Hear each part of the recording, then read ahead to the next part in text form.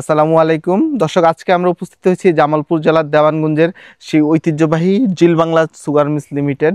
এটা হচ্ছে 1958 সালে ব্রিটিশ সরকার এবং তৎকালীন যে পাকিস্তান সরকার ছিল এই সুগার মিলটি বানিয়েছিল এই এলাকার অর্থনীতিকে চাঙ্গা করার জন্য। কালের বিবর্তনে আজকে প্রায় 50 বা 60 ঊর্ধ্ব এই মিলের বয়স, এবং কি পরিস্থিতিতে আছে এই এলাকার অর্থনীতি এবং মিলের কি অবস্থা এবং আমাদের জাতীয় অর্থনীতিতে আর কি প্রভাব পড়ে, এই বিষয়গুলো আমরা আজকে আলোচনা করব। চলুন দর্শক, আমাদের যে প্রায় 16 বা 17টা সুগার মিলস আছে, সবগুলো হচ্ছে তৎকালীন ছিল যমুনা বা পদ্মা নদীর ওই পারে। কিন্তু এই কারণে নদীর এই পারে যোগাযোগের সুবিধার কথা চিন্তা করে রেল এবং সড়ক যোগাযোগ উভয় পক্ষে যাতে সুবিধা হয়, এই জিল বাংলা জামালপুরে হচ্ছে স্থাপন করা হয়েছিল। তা আজকে দেখেন এখানে প্রায় 600 বা 700 শ্রমিক কাজ করে, পাশাপাশি তাদের শ্রমিকদের জন্য একটা আবাসিক কলোনি রয়েছে। আবাসিক কলোনিতে আবার থাকার ব্যবস্থা, স্কুল, তারপরে মাদ্রাসা, মেডিকেল সেন্টার সব কিছুই রয়েছে। পাশাপাশি হচ্ছে এই যে লাকড়িগুলো আপনারা দেখতেছেন, এখন কিন্তু সিজন অফ। আপনারা দেখবেন যে চারপাশে জামালপুরের আশেপাশে যে উপজেলাগুলোতেও শুধুমাত্র আখ আর আখ, কারণ এই আখ থেকে চুন উৎপাদন করা হয় এবং আগামী বেশি দিন নাই, সম্ভবত নভেম্বরের শেষের দিকেই হচ্ছে এখানে মারাই মৌসুম শুরু হবে। এই লাকড়িগুলো শুকানো হচ্ছে, এগুলো ব্রয়লারে দিয়ে আগুন জ্বালানো হবে। সো আমরা চলুন আজকে ব্রয়লারটা দেখে আসি, এবং যেহেতু সিজন অফ আমরা আপনাদের উৎপাদন দেখাইতে পারবো না, কিন্তু ভবিষ্যতে আমরা সেটা চেষ্টা করব। আমি যেহেতু সুগার মিস্ত্রির সন্তান, আমি ছোটবেলায় দেখতাম যে এই চাকাগুলো কি বড় বড়, তখন তো এগুলো আমার চেয়ে অনেক লম্বা ছিল। দর্শক, এই ব্রিটিশ আমলের এই ইঞ্জিনগুলো রয়েছে, এগুলো দিয়ে হচ্ছে মূলত গাড়ি টানা হয়। আপনারা দেখেন এই পাশে যে গাড়িগুলো, এগুলো হচ্ছে বিভিন্ন উপজেলা পর্যায়ে চলে যায় এবং এগুলো দিয়ে হচ্ছে আখ ক্যারি করে নিয়ে আসা হয় সুগার মিলে, যে যার মাধ্যমে কৃষকরা আখকে পৌঁছায়। এছাড়াও এখানে মহিষের গাড়ি নামে এলাকাতে গাড়ি আছে, মহিষের গাড়ির মাধ্যমেও খুব কাছ থেকে যেসব আখ আছে সেগুলোকে এই মিলে নিয়ে আসা হয়। চলুন দেখবো যে আখগুলোকে আনার পরে কি করে।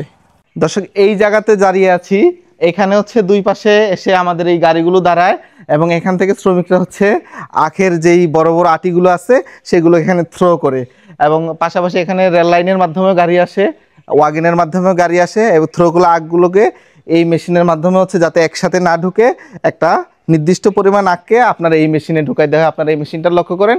এরপরে এই দুই চাকার মাধ্যমে এগুলোকে মাড়াই করে আখ এবং রস সহ সরাসরি ভিতরে চলে যায়। দর্শক, আখটা হচ্ছে ঠিক এই জায়গা থেকে এসে মাড়াই করে নিচে পড়ে, এবং আপনারা দেখেন এই বড় বড় চাকার মাঝখানে এখানে হচ্ছে রসটাকে আলাদা করা হয়। আলাদা করে রসটাকে আবার ভিতরে স্টিমে পাঠাই দেওয়া হয়, সেটাকে জাল করে আবার বিশুদ্ধ করা হয়, আর ময়লাটা হচ্ছে ওই দিক দিয়ে বাইরে পাঠিয়ে দেওয়া হয়। দর্শক, এই জায়গাটা হচ্ছে সবচেয়ে ভয়ঙ্কর একটা জায়গা, কারণ হচ্ছে এই জায়গায় ধুমধাম শব্দ এবং এই মেশিনগুলো বিশাল বড় বড়, দেখলে একটা ভয় ফিল করে। আসেন আপনাদের সরাসরি দেখাই।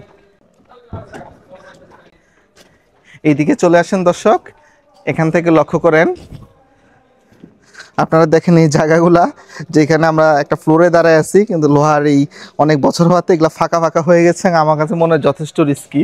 আর আমরা এই যে স্টিম চ্যানেলগুলো দেখতেছি, এখানে হচ্ছে সেই ময়লাযুক্ত রসগুলাকে এনে একটা থেকে একটাতে পাস করা হয় এবং নির্দিষ্ট তাপের মাধ্যমে এটা থেকে ময়লা আলাদা করা হয় এবং রসটাকে বিশুদ্ধ করা হয়। বিশুদ্ধ করার পরে হচ্ছে ওই পাশে যেইগুলাকে পাস করা হয় সেখানে হচ্ছে এটা গুড় অবস্থায় থাকে। গুড়কে আস্তে আস্তে ঠান্ডা করে এর সাথে চুনা পাথর, গন্ধক এবং যাবতীয় প্রয়োজনীয় কেমিক্যাল মিশিয়ে সেটাকে সাদা চিনিতে প্রচণ্ড তাপের মাধ্যমে রূপান্তর করা হয়। এবং জায়গাটা আসলে না দেখলে বুঝতে পারবেন না বিজ্ঞানের কতটা বিস্ময়। গত 60 বছর আগেও তারা এই প্রযুক্তিতে দিয়ে গিয়েছিল এবং আজও আমরা আধুনিক প্রযুক্তি নিতে পারিনি, এই প্রযুক্তিকে আমরা আগলে ধরে রেখেছি। এই যে বড় বড় যে স্টিমের ট্যাঙ্কিগুলো দেখছেন, সেখান থেকে গুড় জাল হয়ে গুড়কে পাস করা হয় হচ্ছে লাস্ট এই জায়গাটাতে, এবং এই জায়গাতে এখানে প্রচণ্ড তাপ উৎপন্ন হয় এবং এটা হচ্ছে পুরো রোবোটিক সিস্টেমে। এবং এখান থেকেই হচ্ছে মূলত গুড় থেকে সরাসরি ফ্রেশ সাদা চিনি উৎপন্ন হয়। আপনারা দেখেন এই ফ্রেশ সাদা চিনিটা যখন তৈরি করা হয়, এখান থেকে এটাকে ডেলিভারি দিয়ে দেওয়া হয় হচ্ছে একদম গোডাউনে, এবং সেটা ওই পাশে চলে যায় গোডাউনে, এবং 100 কেজি করে বা 50 কেজি করে অটোমেটিকলি বস্তায় প্যাকিং হয়ে যায়।